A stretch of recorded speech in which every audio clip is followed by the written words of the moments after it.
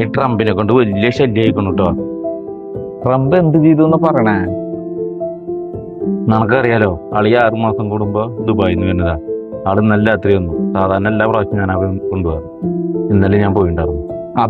അതെനിക്ക് അറിയണതല്ലേ. എല്ലാ പ്രാവശ്യം വരുമ്പോഴേ ആളൊരു 3 ലിറ്റർ സാധനം കൊടുക്കും. നല്ല സ്കോച്ച്, ഒന്നല്ലെങ്കിൽ സ്റ്റീവാത്തറികള് അല്ലെങ്കിൽ ജാക്കഡാനിയല്. പുറത്തൊന്നും കമ്പനി ഇല്ല. ഉള്ളത് മുഴുവൻ ആള് ഞാനും കൂടി ഇന്ന് കുടിക്കും.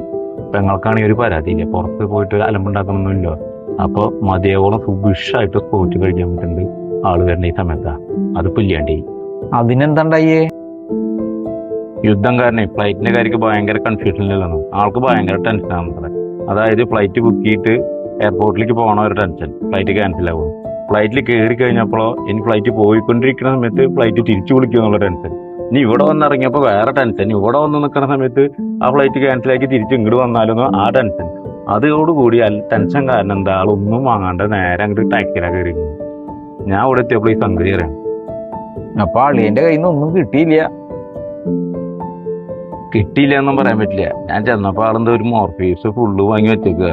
എന്നിട്ട് പറയാം അളിയ അടിക്കാന്ന്. ഞാൻ നോക്കിയപ്പോ മോർഫീസ്. ഞാൻ പറഞ്ഞു എനിക്ക് വേണ്ട അളിയാ, ഞാൻ കഴിക്കില്ല വേണ്ടിട്ട്.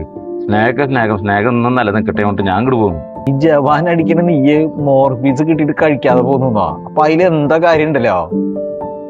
അത് നമുക്ക് മനസ്സിലായില്ലേ? അതിലൊരു കാര്യമുണ്ട്. അതായത് ഇപ്പൊ നമ്മൾ മോർഫീസ് കഴിക്കാന്ന ആളെ ഇനി മുതൽ എന്നും മോർഫീസ് കൊണ്ടുവരും. അവിടെ നിന്നുള്ള സ്കോച്ച് ശിവാസകയിൽ കൊണ്ടുവരും. പിന്നെ എനിക്ക് ജീവിതത്തിൽ അത് കണി കാണാൻ കിട്ടില്ല.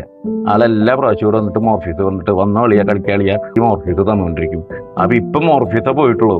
മോർഫീസ് പൊക്കോട്ടെ. ഇപ്പോഴത്തെ മോർഫീസിലെ നഷ്ടം നമ്മൾ കണക്കാക്കുന്ന ഇനി കിട്ടാൻ പോണ സ്കോച്ചുകൾ കംപ്ലീറ്റ് പോകും.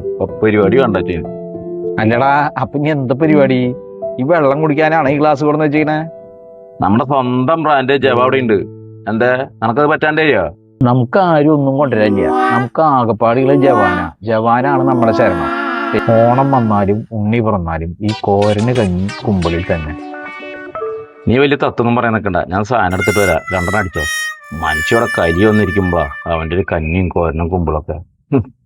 കടുവായെ കിടുവ പിടിക്കുന്നു